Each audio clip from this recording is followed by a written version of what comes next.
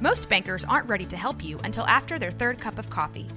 But with Central National Bank's after-hours service, you don't have to wait for the bank lobby to open to get help. You can contact us from 6 to 8:30 in the morning or from 5 to 10 in the evening, and we'll connect you to a real, live, local person who can answer questions and fix problems 7 days a week. Bank different. Bank Central. Central National Bank. Member FDIC. This is a Rogue Media Network podcast.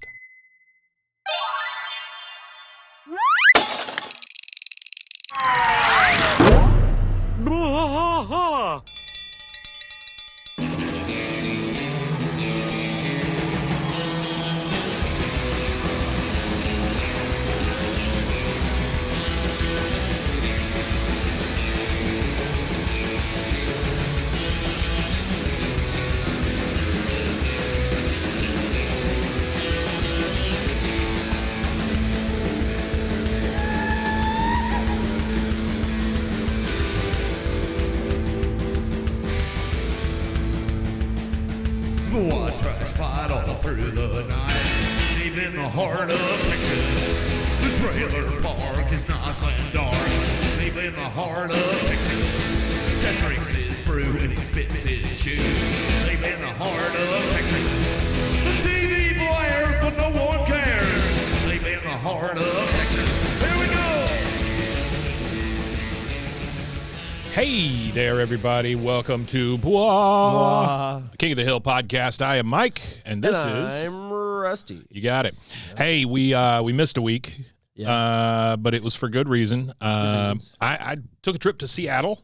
That was fun. I got to see my daughter. I got to do a lot of cool stuff there. Oh, that is fun. Shout out to my daughter who runs all the events for the Seattle Art Museum.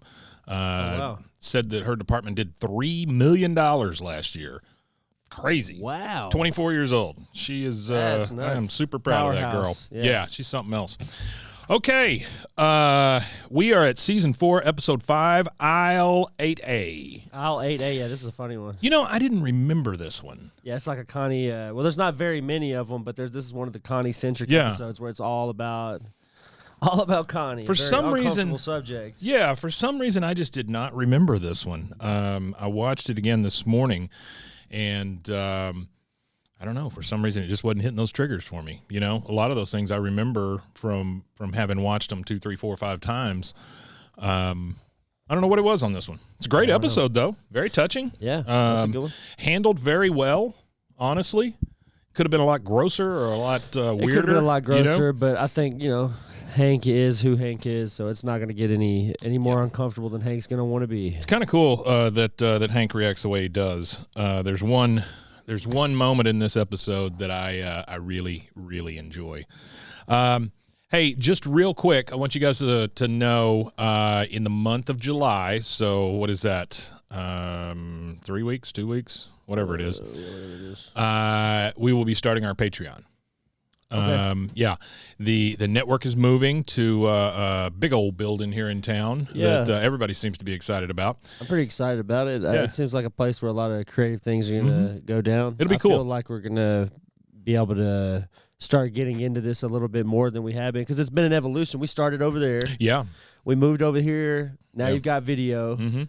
Now we're over here. Then the next, it's just like an evolution. Next one will be a really nice set. Because the next studio that we have or whatever is in a lower building, right? Like the video studio or whatever. Yeah, video studio would be there, but we'll be doing some video upstairs also. Yeah, that's what I'm saying. But me and you will be able to do, and like we'll have a couple of some stuff for some Patreon stuff. My thing is just something comfortable, intimate. Me and you sitting at like a chairs or something. Well, I don't want to sound like a dick or anything, but I mean, if I get to run the network, I get to shoot it wherever the hell I want. So for sure. We'll probably be shooting upstairs at the Big Alico building. There you go. Yeah, pretty nice stuff. Anywhere we want. The big guy said it himself. 21st floor. That's all I'm saying, man. I mean, I've worked really hard to get there, so we get to do whatever we want. again. Where we're going to sip cognac on the 21st floor.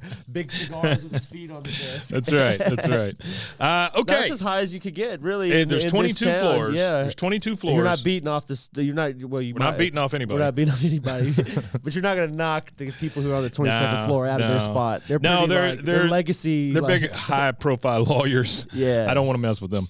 Millions of dollars. You know, the funny thing about that building, though, is I don't know if I've said this on here or not. I know I've said it several times, but the way that building is, and we're talking about the Alico building. People that are not in Waco have no idea. It is the only building that survived. American Life Insurance Company. Yeah, it's the only building that survived the big tornado in the 50s. It is. It's kind of old too. I think it was built in like 1911 or something like that. It was built a long time ago. I worked in it one time before, and it's only because. Pause.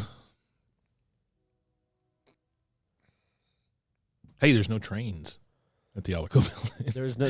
You might get a bird hit the window, but right. Other than that, you're good to go. All right. So sometimes we have to pause for a train. No, I worked in that building one time, and it was because that's where fiber came into the city, and I was running a internet service provider at the time, and so we had to be there for the speeds and stuff, you know. Oh, that's the first fiber line? Yeah, it was there and out at TSTC. Those were the two. Oh, yeah, wow. those are the two places the fiber came in. All right, so we are starting. That's still the only two places you can get it in town. Yeah, probably so. Yeah, we will have it there, so I'm excited about that. Our internet will be. Our internet speeds are insane gonna quadruple. Yeah. For about the same price, which is amazing. Yeah, it is amazing. All right, so we start this one off in Arlen, in the alley, looking at you got Dale and Bill and Boomhauer and everybody out there looking at a trash can, which is pretty exciting stuff. Yeah, riveting. So, Dale says, "Look at her, the Rubber Mason 170L, sure grip handles, multi-terrain tires, 50-gallon capacity." And then the other ones, Hank just kind of mutters a little bit. Dale says, "Gentlemen, this trash can is indestructible. You can tip it, you can run it over with your truck, you can drop it from the moon, and provided it made it through the atmosphere, it hit the ground ready to accept your refuse." I just, the enthusiasm behind a trash can is what is insane to me. I've never seen somebody be so enthusiastic for trash. I treat my trash cans pretty poorly. Mine actually have treated me poorly as I've treated them. I've actually broke 2 mirrors in 2 separate cars because of the trash can being too far up in the driveway. Yeah. And it's early morning, and I was like leaving to go to work, and I just wasn't paying attention. Yeah. And it clipped my mirror, so I broke 2 mirrors in 2 separate cars. My trash cans that are provided by the city I live in, I use them as things to spray paint on. So, like, I'll roll them out into the yard and put my stuff on it, you know, and then just spray paint. Yeah, so they've got, they're multicolored at this point. Yesterday, I took the trash out, and I had to put Kleenexes up my nose because I threw away a dead rabbit there a couple of days ago. And you forget about it until you open the lid, you know? Yeah. Dogs caught a rabbit, and I couldn't see it just sit out there or whatever. And so, boy, did that thing smell. It was pretty rough. It's been 100 degrees here, so that rabbit. I ask you why you had dead rabbits. Yeah, that rabbit was cooking. It was half a rabbit anyway. So Bill says, "Ooh, how many beer cans do you think she can hold? 1,000?" Dale says she can hold 1,000 beer cans when she's half full with 1,000 beer cans. I don't know why that's the way that they're measuring it. Con walks up and he says, "Hey, I see you get new deep fryer." Hank says, "Well, actually, Con, it's an injection molded." He goes, "Joking. You hillbillies chew on that while I'm jetting off to Hawaii for biggest computer convention there is, Systems Expo, Maui in Hawaii." He has to say Hawaii twice, to make sure that they know he's going to Hawaii. At, yeah. Boomhauer pipes up and says, "Dang old Hawaii, man. Dang old grass skirts, man. Dow. Yeah, man." Con comes up and says, "That's not even the best part. My boss wants me to give big-time speech. I get 5 whole minutes. Peons get only 3. You ever make a 5-minute speech, Hank?" Hank starts to respond, and Con just busts in and goes, No, only 3. Now we're in Con's house. Min is on the phone, and she says, "Babysitter violate parole? Yeah, I'd say that's an issue. Con, we have no nanny for Connie." So they're trying to find a place for Connie to stay while they're in Hawaii. I don't know why they couldn't take Connie, but I mean, because when it comes down to it, it seems like this whole thing, bless you, seems like this whole thing takes place in like 2 days, 3 days. Yeah, real something fast. Like Like a real it's very quick, short. Like Yeah. I don't know how they got to Maui and back in that short amount of time, and ain't had time to do anything while they were there. That shows how broke Con is. If he has to go to Maui, he's only able to get off the plane, go do what he's got to do, 2 maybe days. stay one night, and come back. Yeah. yeah. Yeah, it's 2 days. Well, actually, it's a day and a half. Spend more time traveling than actually being there. Yeah. Con is sitting at the table with his laptop, and he goes, "Oh, cruel fate! This Maui speech could be my stepping stone from systems analyst to senior systems analyst." Boy, what a I don't even know what that means. He says, "Connie's old enough to stay by herself, right?" Min says, "No, Con, maybe Connie can stay with one of the neighbors." "Oh, but which evil is lesser?" And she's looking out the window kind of thinking, and she sees all three of the guys trying to get into the trash can. All three of them trying to fit in the trash can at the same time while Hank just sits there and watches them drinking a beer. Yeah. The most sensible one would be definitely Hank. If I was going to leave my children with any... But still, Hank is just standing there watching them. You know, it's not like he's broken it up or anything. No, it's entertainment for him. It is. Like, he's it's had a lifelong entertainment with those three, I'm sure. It's like watching the Three Stooges 24/7. Pretty much, yeah. Yeah. Now we're in Hank's living room. Con and Min are all decked out for the vacation, which is they're already dressed like they're on the beach. Yeah, you know? And Con is holding a lighter up to the smoke detector to test it, and you hear it go off. And Hank says, "Smoke detectors work, Con. The toilet seats are clamped down, and I put on new non-slip daisies in each of the tubs. So, aloha." In the room there, in the living room, we've got Connie, Peggy, Hank, Con, Min, and they're all in there. And Con hands, or they hand this giant binder to Hank and Peggy, and it says, "Here's Connie's babysitting book, version 4 with seafood allergy upgrade." Min says, "Everything you need to know is in here. It teach you how to be a parent this week. What time Connie should eat, acceptable reading material." Hank is flipping through the book, and I've got a little note here. I wanted to read what he shows. There's a reading level progression chart, and then a reading level 2 pages read trimester comparison. I mean, that's a whole there's a whole chart thing going on there. Is that what that is? The book? That's later. Yeah. Oh, okay. Yeah.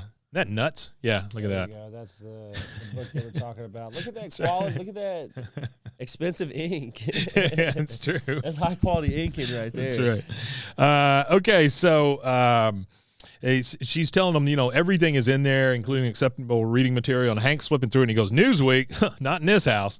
I guess. Yeah, not in this house. Too political. Too political. Peggy, being shitty Peggy, says, "Oh, how very nice. She included recipes. Oh, look, in pictures. Well, that's good because I have no idea what scrambled eggs look like." No, she is the most passive-aggressive person. She's terrible. Oh, my Lord. You hear the horn honk, and Con says, "Oh, that's a limo to the airport."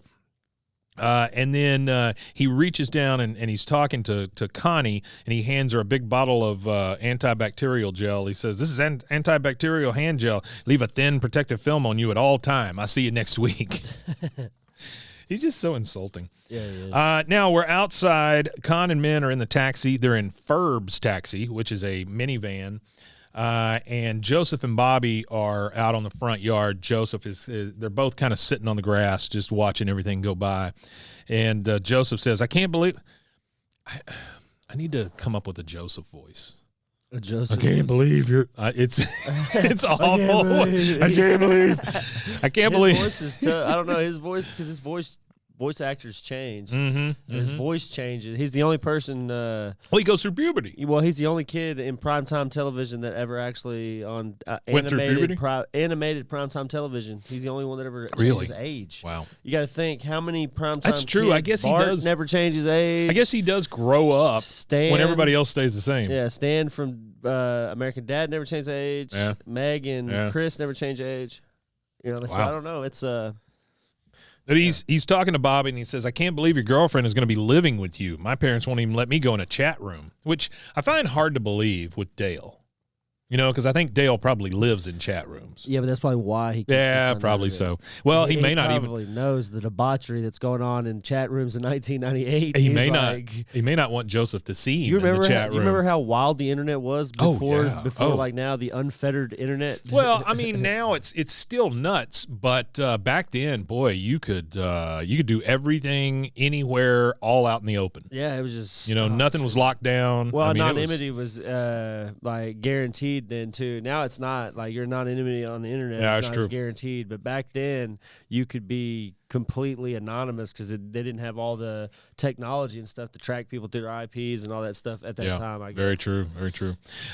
So he says, my parents won't even let me go in the chat room. Bobby says, I know. My dad said we could camp out in the living room in our sleeping bags. Hell He yeah. goes, in our sleeping bags, like it's so sexy. Joseph says, you're going to be seeing each other in nothing but your pajamas. Bobby's like, oh, I never thought about it like that. And then next thing we see is Bobby going through his drawers in his room. He's looking through some of his, he's trying to get rid of the kid stuff, right? He wants to be seen as kind of an adult to Connie. And so he's going through them. He pulls one out. It's got Thomas the Tank Engine on it. And he goes, choo-choo trains. Oh, man. And then he pulls another one out, and it's got one of the turtles on it. Yeah. One of I don't know which turtles. one it is, though. I can't remember what color Red. band it had. Red. Oh, red is Raphael. Okay. Well, there I you go. believe. They're Raphael. gonna kill me if I said it wrong. they're gonna get me. I hope it was wrong. And he goes, "Oh, these may work." And then he pulls out another set, and it says "Mommy's Little Man" on it, and it's like a full length one zipper jump in footy PJ thing. Oh, the footy it's like a whole PJs. suit. You're talking about with like the open ass flannel. Yes. Yeah. All he needed was a little candle on a Kind of like thing, the, and what they call a night them. hat. What do they call them? Long johns. Yeah, it is kind of long johns, but Like a long it's john type real material. fluffy, like kids' PJs or whatever. Yeah, like cotton. Like Mommy's real little soft man. cotton. Mommy's little man. There's another shirt for us. Okay, so Well, I've been told that I don't remember what shirt it was. I can't remember what we said, but somebody said that they would buy whatever those random. It was like a couple sure. episodes ago. Oh, I can see Somebody us. said they would buy them. I was like, all right, well, might have to get a. We can get some shirts going. We need a merch store. Yeah. We're like the only podcast with 4 I got seasons you. of podcasts. We I gotta got get you. a merch store. We'll you get guys. we'll Yeah. get the Patreon started, and we'll start throwing merch in it. And then, but what I think we should do with our merch though is do limited merch, so you can only get one shirt for Sure. for X amount of time before Yeah. that design. Like I agree. Like have a bunch of designs, but then have like just one design at a time that Yeah. they can buy. Make that's 100 of them Yeah, or whatever, like a and once they're drop. gone, they're gone. like a drop kind Yeah, of thing. that'd be kind of cool. Yeah, there you go. Uh, No scalpers, no scalping. No, I'm just kidding. Next- They're not next- scalping bois. I'm sure. Next thing you see is Bobby going up to Boomhauer's house. He's pressing the doorbell, and this makes sense to me because Boomhauer is the ladies' man. Yeah, you know, he and is. so He's the smooth operator. Bobby's got to go get some advice from Mr. Ladies Man. He opens the door, and Boomhauer is in nothing but a towel. Number one, Yeah. which tells you he's got a woman in there. He said, "Man, what are you doing coming over like this, man?" Bobby says, "I need some advice. I don't know what to sleep in. If there's a girl in the house." Boomhauer says, "Yeah, man, I tell you what, man, gang old girl in the house right now, man." He's like, I got a girl in here right now. What are you doing in here? What I love is the way that Bobby responds to it, which is just, and what should I wear? What should I wear? Nobody Yeah. ever responds to what Boomhauer is actually saying. No, nobody you know? ever does. Well, it's because I guess nobody can understand him. He goes, "And what should I wear?" He goes, "Well, you can't go wrong with silk, man. Can't handle flannel, dang old itchy bottom, man. She swears top, you wear the bottom. You know what I'm saying, man?" He goes, "Yeah, I was thinking about the Ninja Turtles with underwear." Like, it has nothing. Those two are so far apart. I tell you what, man. Let me know, man. Dang old thing works out, man. First call, man. Then just shuts the door. Now we're at the hill. He tells him, "I'm your first call. I'm your first call." Yeah, call me first. Tell me how it goes. Don't call nobody else." Now we're at the hill dinner table. We got Hank, Peggy, Bobby, and Connie. We never see Luann in this episode. Well, there's a few episodes that are like that where you Yeah. don't see Luann. Yeah. So they're all sitting around the dinner table. Bobby says, Actually, sorry to interrupt you. No, but you're actually, good. I think around this time would be, and I think they kind of reference it in this this particular episode where they do the Chicka Chicka Slim Shady. This is around the time that Brittany Murphy might have been filming for 8 Mile. 8 Mile. Oh, wow. Because 8 Mile was around 99. I guess that is about the 2000. right time, isn't it? Yeah. Well, because it was shortly after his big blew up success. They made it like right after his first or whatever album it was popped Yeah. off. It was like 2000, 2001, something like that. So 8 not far Mile. from around this 8 time. Mile is a very seminal movie for that time. I think it's a great movie. I like it. It's actually really good. I think that Eminem should have acted in more movies. Honestly, I think that he was not that bad. I know he was just playing himself. Yeah. Essentially, he was playing his own. It's easy to play yourself, but Right, I sure. still think he did. I still think he was all right. So Bobby is trying to impress Connie. He's like, I always put my napkin on my lap. Sit down, boom, on my lap. Yeah. She just kind of giggles. She goes, this is a great dinner, Mrs. Hill. And Peggy says, well, we have your mother to thank for that. She recommended that I stir the macaroni with a spoon.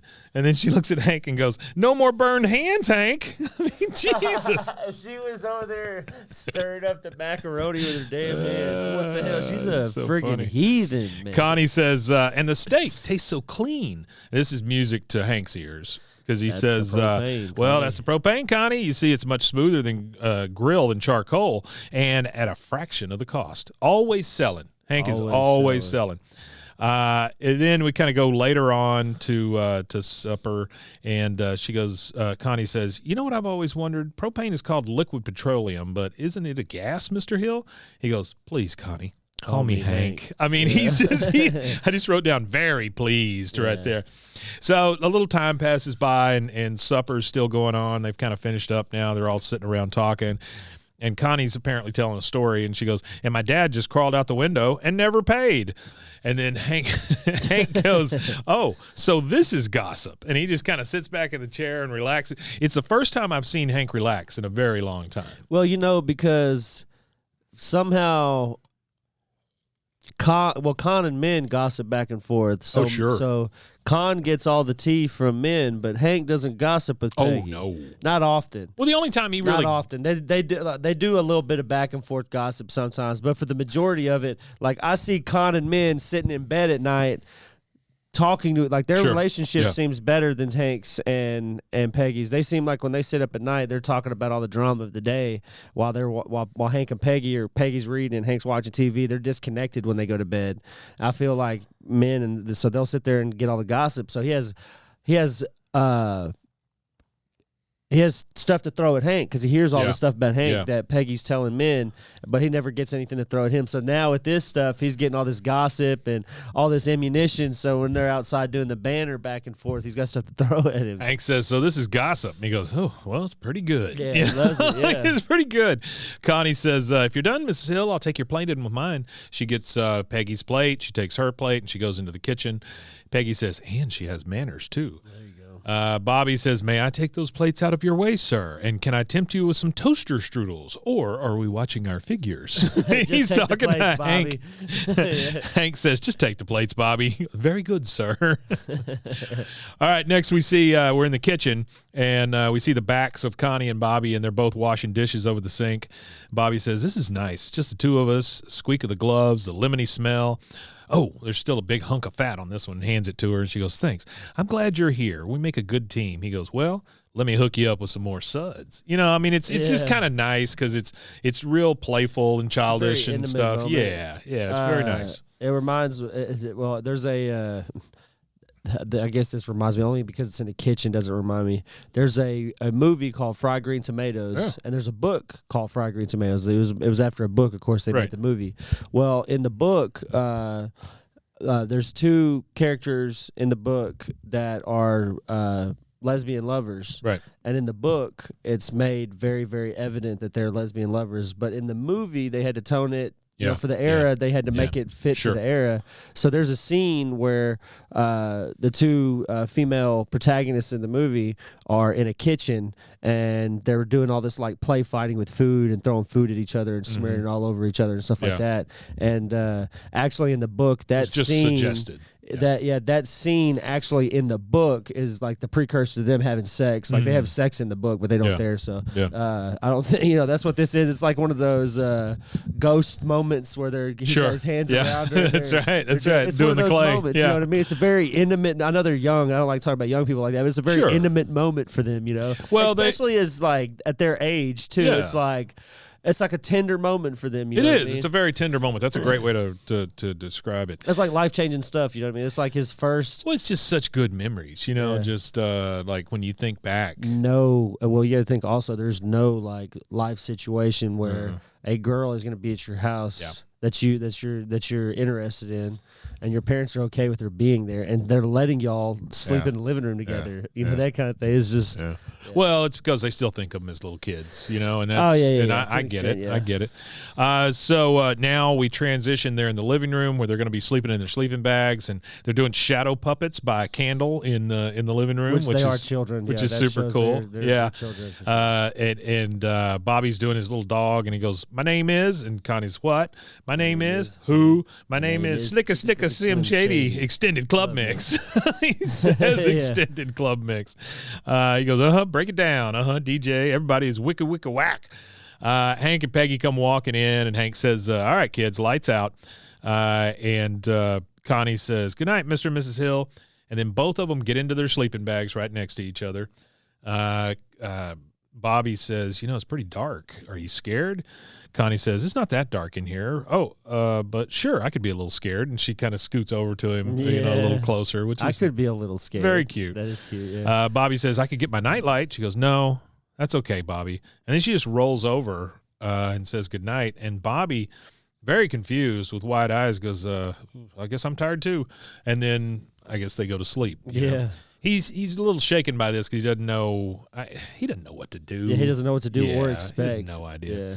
Next day, we're at Tom Landry Middle School. I did make a note here that the letters are still up on the building.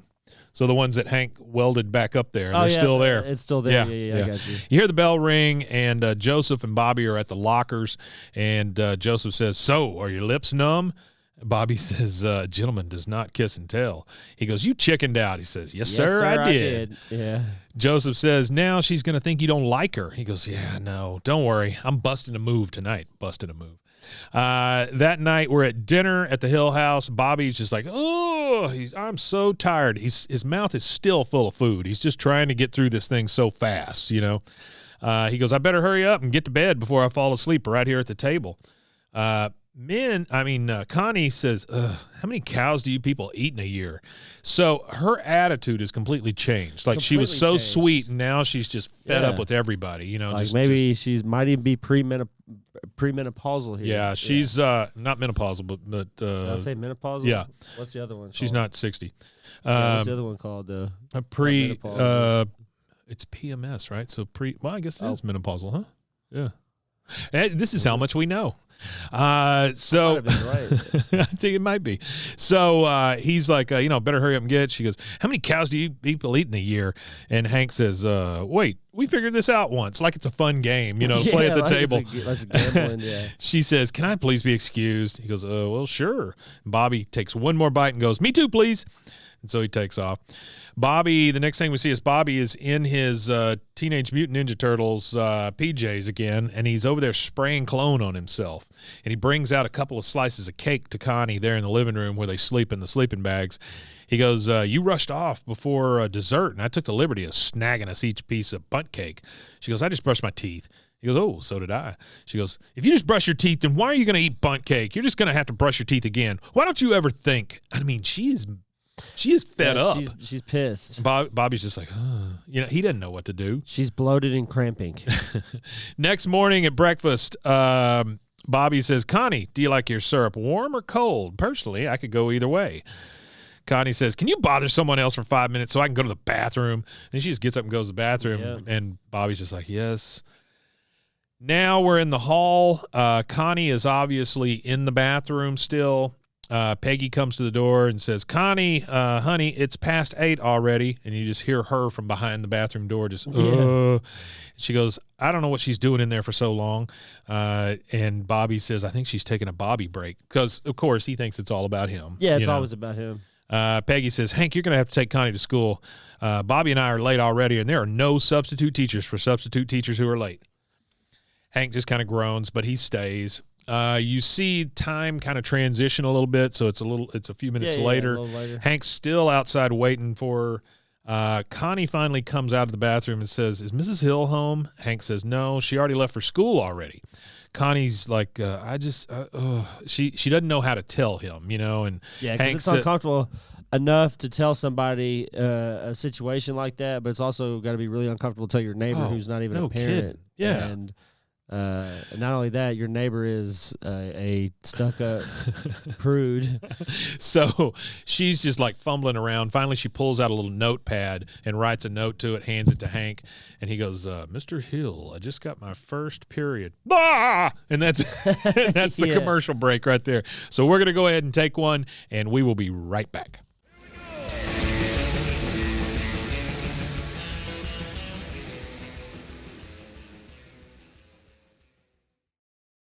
Let me tell you, Rusty, eating healthy used to be a struggle for me, but that was before I discovered the BlendJet 2 portable blender. The BlendJet 2. Now when fast food temptation strikes, I just blend up a delicious and nutritious protein shaker smoothie. You know, they gave us a whole bunch of those little packages that came with the blender. Yeah. And there's some really good flavors in there. I mean, there's some like that matcha thing. The green matcha? Yeah, those are pretty damn good. BlendJet 2 is portable, so you can blend up smoothies at work, a protein shake at the gym, or even a margarita on the beach. It's small enough to fit in a cup holder, but powerful enough to blast through ingredients like ice and frozen fruit with ease. Maybe a human thumb. Don't put your thumb in it. BlendJet 2 is whisper quiet, so you can make your morning smoothie without waking up the whole house. Lasts for 15 plus blends and recharges quickly via USB-C, which has saved us all. There's nothing worse than turning that USB thing over and over and over and over, and then finally finding how it plugs in, you know? Oh, yeah, I don't like that either. Saved USB-C saved us all. Best of all, BlendJet 2 cleans itself. Just blend water with a drop of soap, and you're good to go. There's 30-plus colors and patterns to choose from. There's a BlendJet 2 to complement just about any style. We have a pink one? Lavender. Pink one. I think ours is lavender. Mine is the Toy Story Aliens. Oh, yeah. It's like the Pizza Planet one. Ooh, that one. Yeah. They've got some really cool colors, but I really like the patterns. I know one of the people here got one that looks like Woody the Sheriff. Is there a code with them? There is a code. What are you waiting for? Go to blendjet.com and grab yours today. Glab it today.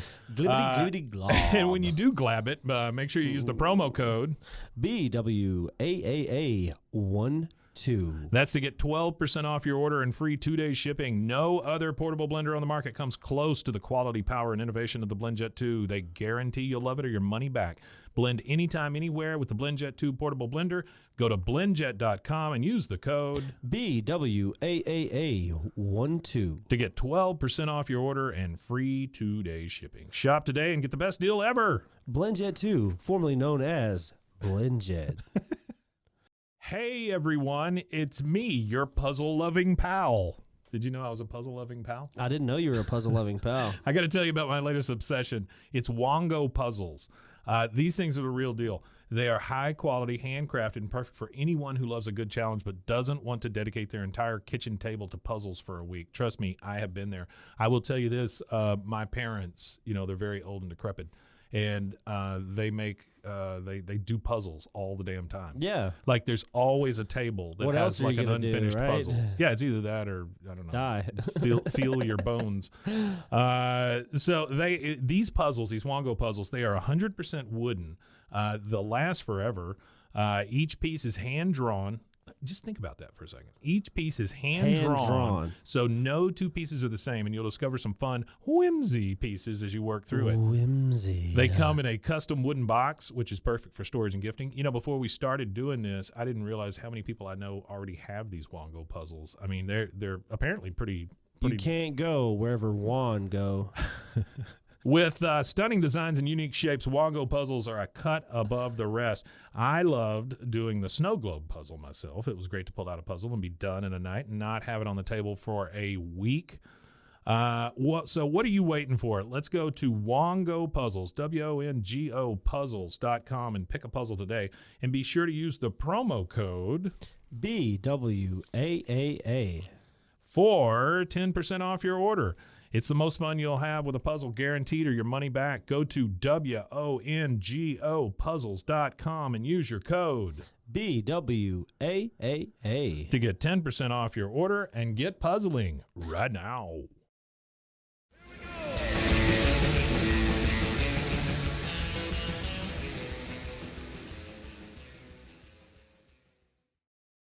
All right, so we are back.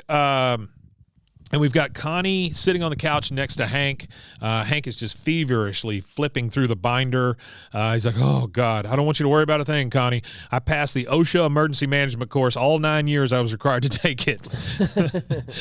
He goes, are you sure about this? Yeah, are you sure about this? And Connie's like, pretty sure. He goes, oh, come on. Vaccination record, complete list of prime numbers. Don't worry about it, Connie. We're going to get through this somehow. Okay, do you have any idea how to tie a tourniquet? She says no and just starts crying and bawling. The next thing we see. Tourniquet. What are you going to do with a tourniquet? Yeah. Next, on the beach, you see Con and Connie, Con and Min sitting there on the lounge chairs, and they're all beach ready. Con is flipping through his speech cards. You know, he's going to get up and give this big, impressive speech. Yeah. Oh, man, this is the best speech ever written. JFK got nothing on me. Profiles in jealousy. Ha, ha, ha. So that brings us to our second little note here. I've only got a couple this time, but what he's talking about, profiles and jealousy, is he's actually referring to the JFK book from 1956, Profiles in Courage. Was that like a biography of JFK around that time? So it says Profiles in Courage is a 1956 volume of short biographies describing acts of bravery and integrity by 8 United States senators. Oh, okay. The book profiles senators who defied the opinions of their party and constitutes to do what they felt right and suffered severe criticism and losses in popularity as a result. John F. Kennedy, then a U.S. senator, so this is before he was president, won a Pulitzer Prize for the work. However, in his 2008 autobiography, Kennedy's speechwriter, Ted Sorensen, who was presumed as early as 1957 to be the book's ghostwriter, acknowledged that he did a first draft on most chapters and helped choose the words of many of its sentences. Yeah. So JFK won a Pulitzer, and this other guy wrote it. Well, that's what they said. That's what they say about presidents now is that you get a high number of presidents who didn't fight or do anything like that. Because JFK was a war hero. He was actually like on a PT boat and stuff like that. He was in. Right. He was in the middle of some sketchy stuff. He got shot at, so he'd been in active war zones. Sure. You don't get presidents like that no more. No, you don't. And I think it starts I'm around not sure like, most of our presidents can write. But like Jimmy Carter around that time, I mean, I think that's around because the last one that I remember being was Dwight D. Eisenhower. Yeah. And every president after that, except for Herbert Walker Bush, was none of them served. Right. Yeah. Right. You can't count the Air National Guard. No, you don't count the International Guard, and you certainly don't. Well, you count them. I'm sorry, I don't want to take away from what they do. No, the Guard's great. Just saying, it's not the same as being in a war situation where you're being shot at. As a politician who avoided stuff that you went a route to avoid it, because your cocaine addiction. Imagine being that's what he said. Imagine being a fighter pilot on cocaine. Yeah. You ever think he was in the air on cocaine? I don't want to speculate on that, but thank you. Okay. So he said, JFK got nothing on me, profiles in jealousy. So he's making fun of that book. Min says, you need to relax, Con. Come, we throw Frisbee. Where it land, that's where we make crazy love. He just kind of throws the Frisbee, and they run off together, and he goes, oh, yeah, I'm bad boys of systems analysis. Next thing we see is Hank, or we see their cell phones start to ring, which crazy. It was a little flip phone. It was one of those old plastic flip phones, you know. And then it goes back to Hank, and Hank is just calling and calling. Finally, he hangs up, and he calls the school. Man answers, Tom Landry Middle School. He says, I need to speak with Mrs. Peggy Hill. He goes, I'm sorry, district policy prohibits disturbing a teacher in the classroom. Hank says, Peggy is my wife, and I want her disturbed right now. The guy says, okay, I'll connect you to her voicemail. He goes, no, but and then you hear the machine pick up, and it says, the person you have reached. And then you hear Peggy's voice. This is Peggy Hill. I am so sorry I cannot take your call. Please leave a message. And then it goes back to the machine and goes, is not available. To leave a message. So all Peggy was supposed to do was say her name.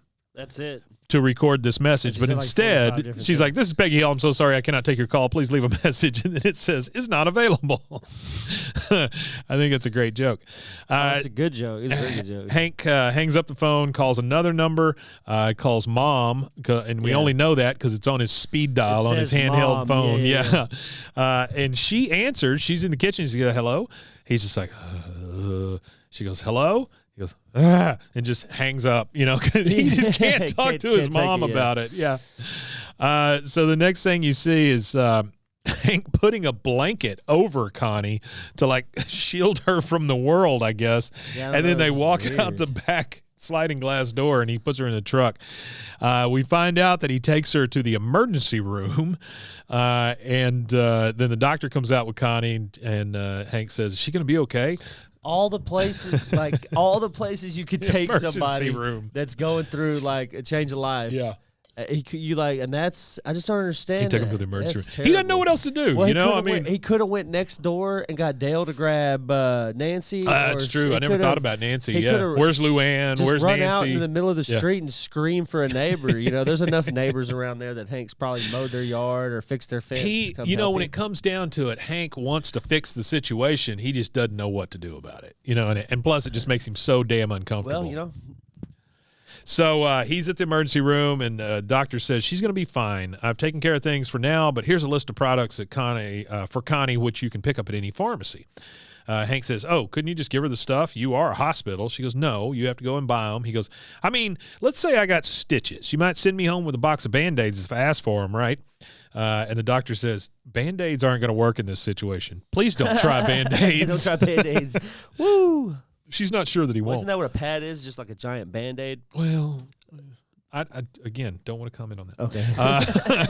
Okay. So now we're at the Megalomart, and they are Connie and Hank are going through and they're picking up feminine hygiene products and stuff. And Hank says, "Aisle 8A, boy, we sure are a long way from automotive." And then we see the sign hanging in the aisle. It says aisle 8A, feminine hygiene. He asks Connie, "You got your list?" She goes, "Yes. Just because I started my period doesn't mean I can't hold on to a piece of paper." I mean, she is still not feeling great. Nah, she's not. So she pushes the basket down the aisle, and Hank says, "Okay, then I'll just wait right here for you." And then he kind of starts muttering because she's taking a while. She's going through the aisle, and Connie is looking from side to side to side. And here are the things that are on the aisle. There's the Megalo Maxi, which has a cartoon picture of a bird. Okay. We have the Megalo Free. The birds and the bees. I guess she's the bird. We have Megalo Free, which Okay. has a big flower on it. Then we have Megalo Mini, which has a butterfly and the words Mega Fresh Scent. Okay, so it's the mini pads with fresh scent. Right. And then the last one is Fresh Spirit, which has waves and the sun on it, you know, that not so fresh feeling. Yeah. Hank is kind of muttering to himself. He's like, "Oh, come on, Connie, pick something, anything. Don't make me come down there." I mean, the last thing he wants to do is come down that damn aisle. She sees all this stuff and she just starts crying, and he's like, "Oh no, hold on, Connie." And so he comes there next to her, and she goes, "This really sucks, Mr. Hill. My mom taught me nothing. $6.95 for one stupid box. Oh, I only have $5. Can I borrow two stupid dollars?" I mean, she is just she is trying. fit to be She's tied, trying. man. And Hank says, it's okay, Connie. It's on me. We'll get you all set up here." And then they pass one of those stand-ups of Chuck Mangione, and he's got a big speech bubble that says, "Freedom feels so good." He looks at it and just goes, "Oh, Chuck." You know, I went on a rabbit He's hole the other day disappointed because in him. of Chuck Mangione. It's his Oh, yeah? fault that I did it. I started looking up odd instruments Yeah. and Flugelhorn. instrumentalists in that odd instrument. So I got on this rabbit hole of oboe jazz, like jazz oboe. And I found this album called Homage to John Coltrane, where I can't remember the guy's name. David something or another is his name. Sanborn? No, something else. He's an oboist. Okay. But he does the whole John Coltrane, like classic hits of John Coltrane on the Sure. oboe. Yeah. Does it all on the oboe. On the oboe. Yeah, he's an oboist. Sounds Yeah, it's wonderful. great. Love some oboe. Classical. Now we're back at Hank's house. Connie says, "You know, Mr. Hill, maybe this isn't such a big deal after all." He goes, "Nope, not such a big deal. In fact, it's such a little deal, we won't ever have to talk about it again." He's in there just reading the paper. She is looking through her box of tampons she just got, and she goes, "Now, how do I change one of these?" And Hank just like, "Oh." He looks up and he's just very shocked. Yeah. The next thing we see, which this is nuts. There's two police officers leading Peggy out of the school. It's almost like she's handcuffed or something, but they're like Being summoned. well, yeah, it's like her house is blown up or something's Is this happened. what You know, happens somebody's when you get died. subpoenaed? I don't know, man. Has she been sequestered or what is it when they? But she gets let out and she gets in the car and just tears ass home. I mean, she is. Bill. Well, that's the thing is she's tearing ass home because she knows exactly, like in her mind, she's like, somebody's oh, dead, shit. something's happened. Not only Yeah, that, she if she knows what's going on, she knows that Hank's been dealing with whatever it is, and she's ready to. She doesn't know what's going on. No, she just thinks maybe yeah. somebody got hit by a freaking trash truck or something. Bad stuff. So she's let out by the cops. She's racing home. She comes in so fast that she hits the trash can. Bill, Dell, and Boomhauer are out in the thing. Oh, excuse me. They're out in the alley. He goes, oh, incoming. She comes in. She hits the trash can. Bill says, oh, I can't look. And then Dale looks at the poor trash can on its side, all dented in. He goes, she never even got to see her first trash day. And then the dent in the can pops out, and he goes, ha-ha, big bad can. I mean, he's such an idiot. He's a weirdo. So now we're in the garage. He needs his own show. Yes, no kidding. Just like the Live action. Yeah, well, whether they do it live action, Johnny or Hardwick. not, yeah, that'd be funny. I think live action would be good, but I think also if they made like an animated show where it was just Dale, just Dale's like daily life. You know what I mean? Dale. I don't know. driving Dale to go might be do one of those bugs. characters that you can get too much of, though. You know, maybe you need him in small doses. Yeah, maybe. So now we're in the. That's why you do like 7-minute shorts. It's true. I think that's what they should do. I think that would be a great episode. That would be cool. Like do those little shorts on Adult Swim or whatever. Yeah, on every Just for every Dale? character though, not just Dale, but each Yeah. of the 4 guys, just the 4 guys, because you can't go too deep. Boomhauer one could just be silent the whole time. It would just be like it's just it him would be doing like stuff. Quagmire. Just doing It would stuff. just be him going giggity goo at home. So we're in the garage. Peggy comes tearing ass in. She goes, "Where's Bobby?" And Hank says, "Oh, it's Connie." She goes, "Hank, what is it?" He goes, "You know, the special time in girls' lives and freshness and all that." She goes, "Oh my Lord, poor Connie." He goes, "Poor Connie, poor me. I had to learn about mega absorbency." She says, "You went down aisle 8. We have been married for 20 years, and I can't get you past aisle 5. I like that right there where he says, "I wasn't joyriding." I wasn't Peggy. joyriding. It was a medical emergency." She goes, "Well, why didn't you call me sooner?" He says, "I tried to call you. I tried calling Min and Con. I even hung up on my own mother, and she's such a nice woman." Okay. Peggy says, "Well, Hank, you did your best, but I'm in charge now. You keep trying Min and Con. I'll talk to Connie, and then I'll talk to Bobby." He says, "I don't think Bobby should know about this. It's bad enough that I know about this." She says, "Do you want to be in charge, Hank?" He says, "No." And he's just like, "No." So Bobby pulls up on a bike. You see Peggy outside on the back porch on the outside furniture, the lawn furniture. And Bobby says, "Uh-oh, last time you were waiting for me, I learned about goldfish heaven," which I thought that's a great joke. That's a great good joke. Yeah. She goes, "Come on, Bobby, let's go to Whataburger." And they both get in the car. He goes, "All right." Oh, God, where's Lady Bird? Like, he knows if you're going to Whataburger, it's serious. Something's happening. So now we're at the Systems Expo in Maui, and we can tell that because there's a giant banner behind everybody on stage. The guy at the microphone says, "I now pass the torch to my good friend Con Sousa Newsenphone." You hear the applause and all that. Cell phone rings. Min picks it up in the audience trying to be quiet. She goes, "Hello? Oh, Hank Hill. What do you want? Hank is at the Con is at the podium." Oh! So obviously he called and finally got a hold of him and told her. Con is up there giving his speech. As he gets up to give his speech, he looks at the first card, and the card literally just says, "You are super cool." Like, to pump him up, you know? And so he starts making his speech. He goes, "Gentlemen and ladies of system analysis, what really brings us together here? Systems or the sunshine?" Terrible joke, Con. Terrible. He says, "I think we do best to remember the words of Maya Angelou." And he gets a note passed to him by somebody on the stage. And he goes, "I think we do best to remember the words of Maya Angelou," looks at the note and goes, "Ah!" And then they both just go running off. We're back at the Whataburger. And it's weird because they are sitting outside at the Whataburger eating. Remember when they used to have those outside tables and stuff in front of the Whataburger? No. It was almost like a Sonic.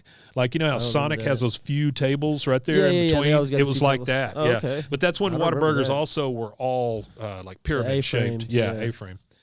So Peggy's talking to Bobby. Bobby's eating his meal there. She goes, "Bobby, you're at an age now when, well, things are starting to change. And while some things are better learned through guessing or certain educational films, some things are better learned from your parents." Yeah. Bobby says, "Mom, why don't you gather your thoughts while I get another order of onion rings?" And Peggy just like blurts it out. Connie started her period. He says, what's that now? She goes, she's taking her first steps to becoming a woman.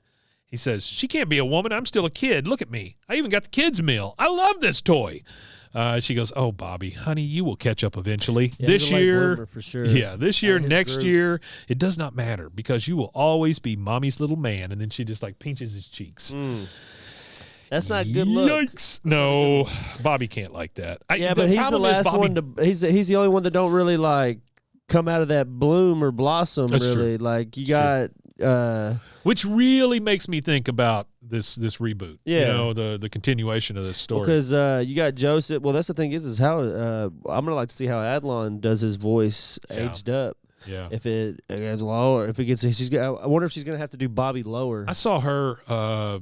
She was on some show doing the voices and stuff. She came out and did the whole show as Bobby. Jimmy Kimmel. Yeah, I think it was Jimmy Kimmel. Yeah, I think maybe you told me about that. Yeah. I don't know. Next thing we see on the couch next to Connie, we've got Bobby and Peggy and all that. He goes, or Bobby is sitting next to Connie on the couch in the living room, and she goes, so Connie, you want to go jump off the bike ramp? She said, no. Play soccer? No. Go swimming at the rec center? She goes, you know what I want to do, Bobby? Sit here. And then Bobby kind of gets pissed off. He's like, fine, you sit on that couch. I'm young, and I'm alive, and I'm going to go outside and enjoy life. And then the next thing you see is Bobby goes into his room, and he throws away those Teenage Mutant Ninja Turtle That's PJs. it. Yeah, he's done. He's trying to grow up. But you know what? I'm going to tell everybody here, keep the Ninja Turtle PJs. Oh, hell yeah. Because the women, once you get to about 30, the women love Ninja Turtle PJs. So the next thing we see is he goes in his room, he throws away the TMNT PJs, but he does see the mommy's little man PJs, and he picks them up and he just kind of rubs them against his cheek, he doesn't want to grow up. It's his last little part of not having to grow up. It's almost like weaning a baby off of the teat, you know what I mean? He's like weaning a kid off of his comfort item. Off his PJs. It's tough. It's like when your kid finally lets go of that stuffed animal for the last time, it's that kind of feeling. And as a parent, that feeling sucks. Yeah, that's a rough sucks. one. Well, that is our second commercial break, and we will take one, and we will be right back. After crying.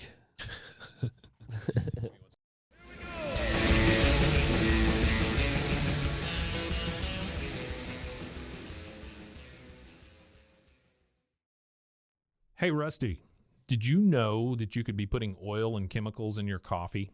No, I didn't know that. I mean, I love coffee creamer, but I don't think I've ever turned a bottle around to actually see what's inside.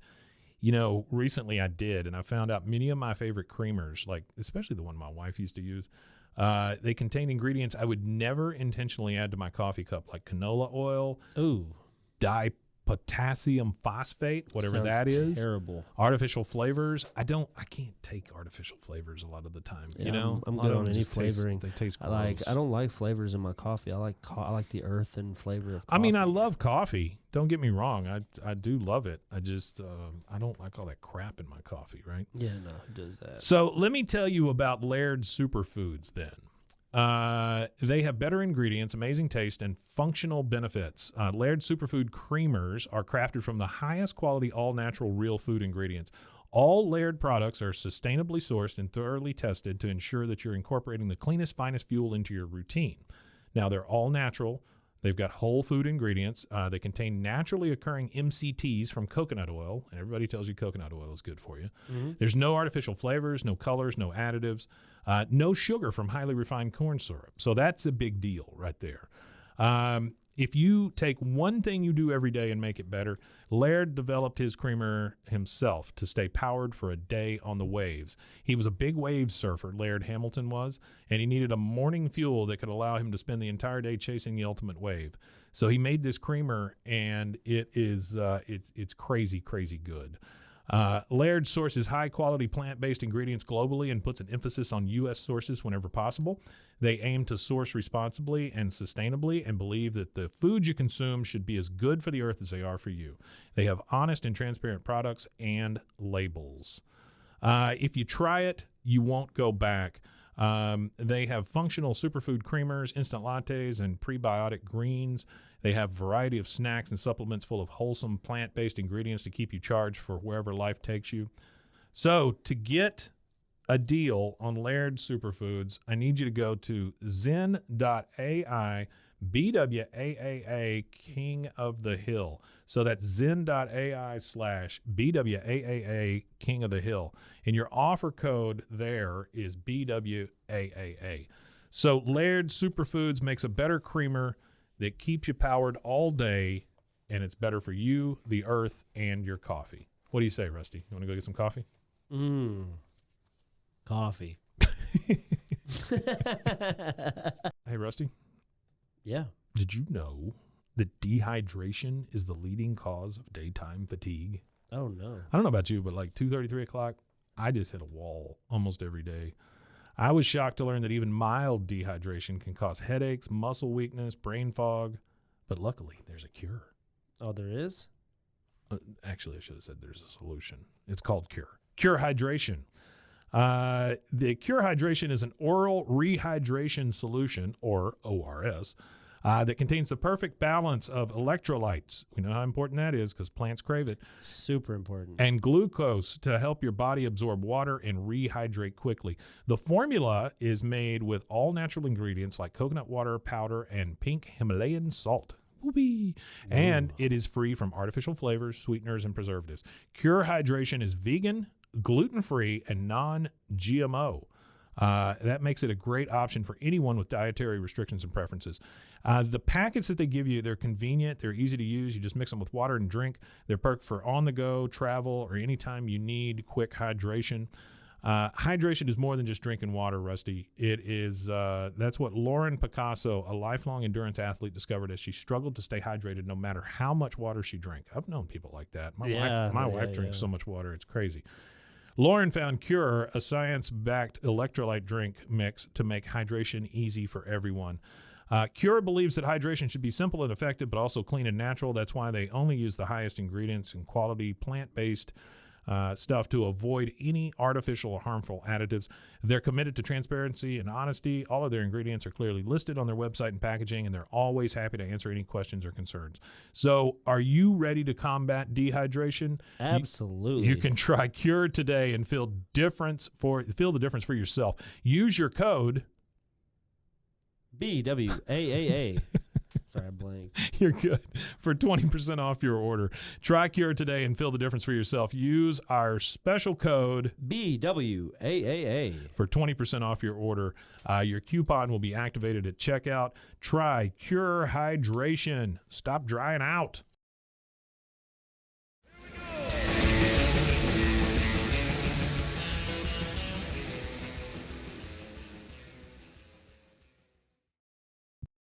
All right, and we are back. We have reached the point in the show where Bobby has come to grips with it, kind of. Yeah, kind of. You know, he's the late bloomer. Yeah. You know, this is Bobby's mentality. He's just a slow guy. And like they say here in a minute, I mean, everybody's just confused. You know, they don't know what to do. And that doesn't change. No, I'm it really 30-some years old. I'm still confused. What the hell's going on? I don't exactly know. right. Yeah. So we're in the Matrix. Joseph is on his bike. Sims. They're gonna pick me up, put me in the pool, and take away the ladder at any minute. Joseph is on his bike in the front yard. Bobby's like sitting on the curb, and he's just kind of sulking. Joseph says, "Word is Connie's aunt's Flo's in town." Man, I always hated that. I don't like that phrase I don't really at like all. that phrase either. No. So we can't really say Aunt Flo anymore because Aunt Flo is the progressive chick, right? Isn't That's that right. her? Yeah, Isn't it that is the Flo. progressive commercial? Isn't her name Flo? Yeah. You can't do that. You can't do that to her. Bobby says, "Yeah, probably because she started her period. She's got the curse, and I think it cut." So, number one, the joke is he's saying that her Aunt Flo is in town, and then Bobby responds with, "Yeah, probably because she got her period." So he literally thinks there is an Aunt Flo that has come to town to help support her. Yeah, you know?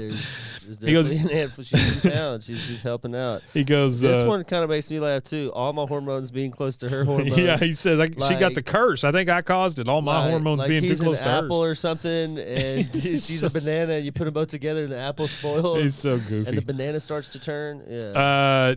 Joseph says, "It's all over, Bobby. I heard that when girls get the curse, they only go out They only go out with hairy high school guys with cars." Bobby says, "I got peach fuzz and a bike." Like that's something, you know. Hey, you know what? He's got more than most. That's true. That's true. He's got that bike. Cab pulls up in front of Hank's house. Hank is outside watering his grass. And Con and Min get out. This one's, I love this right here too. Con says, "Where's my daughter? I want to wake her up from this chicken fried nightmare." Connie comes running out and hugs him, and she goes, "Mom, Dad," and Con he doesn't know what the hell to do either. He goes, he ain't got a clue, he goes, "It is very nice to see you again, Con Jr." Go with your mother, yes. And they just walk Well, I off. imagine culturally too. There's probably Sure. There's probably different cultural things too that go around how absolutely. Laotians handle coming to life. Well, first you got dads. How do they handle it? Men in general, we don't know what the hell to do. Well, in a lot of societies like that, men don't handle it, and it's funny them being in Hawaii too. Because I don't know. Here's some fun facts for y'all that I just happen to know about Hawaii. Hawaiian culture, the women are actually it's a matriarchal society, and women during their period they go off to like spa type environment where they're allowed to be away from men, and the men take care of the kids while the women spend a week. Good for them. Relaxing.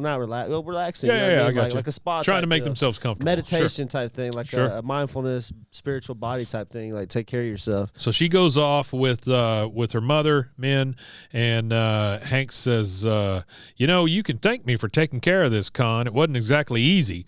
Con says, thank you. You lucky I don't sue you. He says, luck has nothing to do with it. You got no cause. And then they both take off. But Hank is still standing there, and now he's watering his tree for like a big old tree. He's just watering the trunk of the tree. He's being nosy. I guess you got to do that. He's probably pissed. He's probably mad. Like Hank, how does Hank relieve his anger other than lawn work? Oh. What if he's watered everything in the yard? He's like, well, the tree could use some. Well, there's one more thing here in a minute. As hot as it is in Texas right now, you need to water every damn thing in your yard. True. Your curb might need some water before it crumbles. In the B story, we've got all three of the guys out in the alley, and they're drinking beer. Dale says, "There's still time. Hurry!" And we see the Arlen sanitation truck come around the corner. Yeah. He goes, "She's got room for 3 more." And then you see the guys. They throw their cans in there real quick. And the sanitation truck pulls up, and it's got one of those arms, that picks up the whole can, dumps it, and puts it back down. Yeah, that's cool that they had them back then. I didn't know that because when I was a kid, we didn't get them up, here then. No. We didn't have them. So yeah. this is in the 90s. This particular episode is at the late 90s. I think we're almost in the 2000s at this point because we got the Y2K episode coming up soon. So the trash can thing, I remember they used to have the trash men hanging out the back of it, grabbing the trash. Yeah, sure. Up until maybe like 5 years ago. Yeah, it hadn't been very long, honestly, since we got them here. And if you're in the right area, though, I remember back in the day, teachers would tell you, "Oh, you don't want to be a trash man." But if you were in certain areas that were unionized, you were making more money than a teacher. You made real good hauling money. trash. Yeah, it's crazy. But that just shows you how underpaid teachers are. The trash truck picks up the trash can, it dumps it, and then it lets go, and it puts the damn can in the trash truck. I mean, I've seen that before, because the thing just doesn't let loose in time. And they're all just, because the can's taken. And Boomhauer runs after the trash truck. He's like, "Hey, man, dang old, what are you doing, old trash man? I'll take it up, about to call 911, man." And then Bill, he just gets all sad, of course, because everything's about Bill. He goes, "Everything I love is taken from me." And Dale says, "What are you talking about? She was my can." Next thing we see is the TV playing a documentary on whales. Yeah, the mother sings a gentle song welcoming her calf to a watery new world. Con comes in. She goes, Con he starts to come into the room. He's got a sandwich and some milk for her because that's really the only way he knows to comfort her. Connie is over there just hugging a pillow real hard and kind of rocking back and forth. Con comes in and goes, "Oh, man, she doing it again. Help me. Make her stop." Yeah. Min says, "I'm on it." She comes over and sits on the couch next to Connie, and this is kind of sweet. She goes, "Mom, I was really mean to Bobby, and I don't know why." She goes, "He's a little annoying boy." She goes, "Mom," he goes, "Con Jr., you have PMS. It's hard, but very easy to understand. You just yell and yell and yell, or you just cry and cry." She says, "But it feels like I'm doing both of those at the same time." She says, "Connie, you feel things more now. Makes sad movie truly excellent." I love that perspective from her. Yeah, that's funny. It's really pretty positive, honestly. Truly excellent. Yeah. She goes, "You watch Titanic on the right day, it blow you away." Or you could watch Thumbtanic. Have you ever heard of the Yes, the I have heard of Thumbtanic. Yeah. She says, "And you get intuition." She goes, and I get to have babies. She goes, whoa, slow down, Con Jr. I tell you now what my mother told me. And she says something in Laotian. She goes, Bobby Hill, and keeps talking in Laotian. Yeah. She goes, Mom, you don't know Bobby. He's not like all the other boys. She says, all men are the same, but now you are different. You must act different like an adult, except at movie theater where you child and your father and I are students, because she wants to get in cheap. Yeah, that's all that's about. They say all three students. That's right. We're students and you're child. You know, I held on to my college ID for so long after I left MCC. I kept my my state ID. You know, I used to teach for a state college. Yeah. I still have it in my wallet because I used to get cheaper rates at a hotel. You know? Heck yeah, you got to get what you can get. Hank and Bobby are in the garage. This is the one I'm talking about. So they're both sitting at the workbench. Hank has a wooden ruler and he's measuring screws one at a time and putting them in the right cans. Yeah. He's measuring these damn screws. And so Bobby just kind of, you know, he's put out. He's sulking a little bit. And so Hank says, Dr. Hertig says your teeth are looking good. That a boy. He has nothing to talk to him about. His dad, I think Connie's going to break up with me because she hates me. He says, she doesn't hate you. He goes, yes, she does. She's no longer the girl who fell in love with me. Now she's just a woman who yells at me. Hank says, Bobby, every woman has a period of time every month. He goes, every month? Or he goes, even mom? Even mom? He goes, Bobby, if I were going to get through this and you cannot ask me questions like that. He goes, oh, my bad. He said, now every month a woman has this time when she gets very angry at everything, and usually men are the everything. He goes, it's like a tire fire. What great analogy here, Hank. It's like a tire fire. Trying to put it out only makes it worse. You just got to let it burn. Grab a beer and let it burn. Let it burn. Now we see Hank a little bit later in the evening. He's knocking on Con's door. He's got Connie's little suitcase, and he goes, Con comes to the door, and he goes, Hank Hill, you ruined my life. What can I do for you? He says, Connie left some things at my house. I thought she might want them back. Connie comes running up, and now she's in a great mood. You know, she's like, hey, Mr. Hill, thanks for letting me stay with you. Sorry it was so boring. And they both just kind of share a chuckle. Yeah. She runs off. He's just like, yep. Con says, what the hell was that? She didn't cry at you. All she ever does is cry at me. It's not fair. I make more money than you. He's getting sad. Hank says, I think it's been a long day for all of us. Tomorrow will be easier. For me, anyway. Con says, sure, everything easy for you. You world's best father. I seen the mug. Me, I'm nothing. I want mug too, Hank Hill. I mean, he's really sad about really this, sad, you know? Yeah. Hank says, well, I just so happen to have a book here that might help you out with that. And he's talking about that big binder that they left for him. Yeah, their big binder. He goes, oh, and I add an extra chapter at the beginning. And Con's flipping through it. He goes, aisle 8A. What is aisle 8A? Hank says, you know, it's the one next to the deodorants and the ointments. And Con immediately knows what that is. And he's just like, oh. And Hank just pats him on the back and goes, yeah, I know. All right, so for the last scene, we see Connie in the garage. She's playing the violin, just trying to pass the time. Bobby. This interchange, right? This exchange between the two is great. It's a really good writing on it for sure. Bobby comes walking up out of the dark. And the funny thing about Bobby, to show that he's still a little kid, he just got a stick that he found somewhere, and he's just kind of whipping the stick around. You know? Just being he's using it. Well, he's a little kid. He's also using it as like nervous energy kind of thing. You know, like a fidget stick. Or whatever. He walks up to her and goes, "Is this a bad time?" She says, "My mom says we shouldn't be alone together anymore." Be a good name on a shirt. What? Fidget stick. Fidget stick. Yeah. Or a name for a band. She says, my mom says we shouldn't be alone together anymore and that you only want one thing. He goes, did she say what that was? Because I'm so confused. Yeah, I love that. That's funny. She goes, me too. This sucks. He goes, so you're a woman now. Technically. Technically, I think I'm only a woman 4 days a month. He goes, only 4 days? Well, that's for most people, but you're super organized. I bet you can get through it in 2 days. She goes, I don't think that's how it works. He goes, you know, if I was becoming a man, I wouldn't dump you. And Connie's like, I don't want to dump you, Bobby. I still want to be your girlfriend. But for those 4 days when I'm a woman, I don't want to be anywhere near you. He goes, deal. I'll see you in 2 days. And he just walks off. And it becomes that simple for them. That's how simple it is when you're in middle school. It really is. It really is. It's not that simple in real life. And that's our credits, man. We are done. And then after the credits, of course, we hear Peggy say, do you want to be in charge, Hank? He goes, no. Yeah. And that's it. That's the end of the episode, man. We got through season 4, episode 5, aisle 8A. It's a good episode. It's very touching. I really like the way that the characters are handled in this, and like I say, it could have been a lot worse. It was done in a really, really good way that made you feel good at the end. I think so. There. I liked it. They're still kids, no matter what happened. Good moral lesson in there. And if you didn't know what a period was, you surely do by the end of that episode. Well, it's a period of time. Period as Hank says. of time. Yeah. Or, what do you say? The freshness. The the you have to learn about the freshness. I don't know why he called it freshness when it's like it's not very fresh. The freshness feels so good. Says Mangione. Okay, so you want to tell them where they can find more of this? You can find more of this at bwaaaakoth.com. Or roguemedianetwork.com. You can find a slew of other podcasts. Got a lot.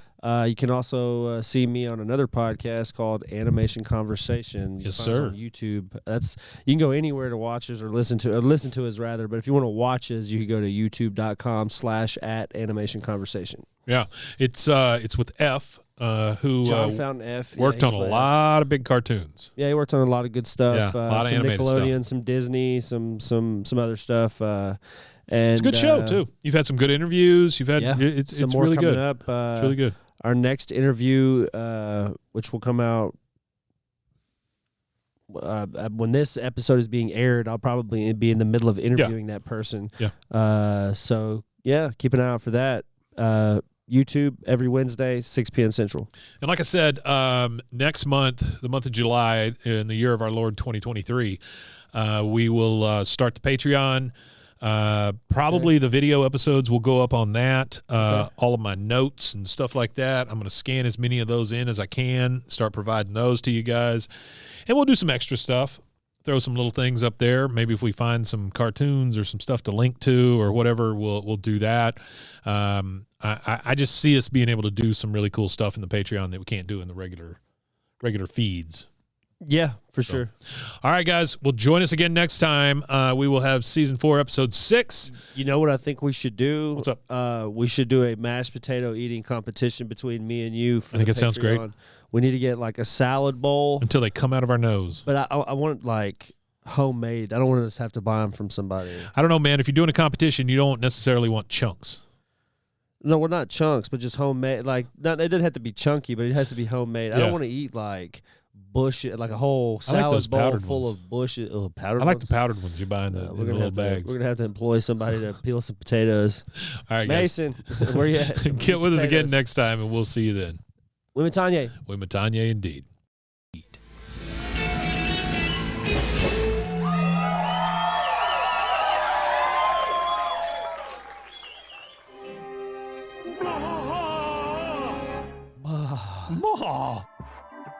This has been a Rogue Media Network production. Why don't more infant formula companies use organic, grass-fed whole milk instead of skim? Why don't more infant formula companies use the latest breast milk science? Why don't more infant formula companies run their own clinical trials? Why don't more infant formula companies use more of the proteins found in breast milk? Why don't more infant formula companies have their own factories instead of outsourcing their manufacturing? We wondered the same thing. So we made ByHeart, a better formula for formula. Learn more at byheart.com.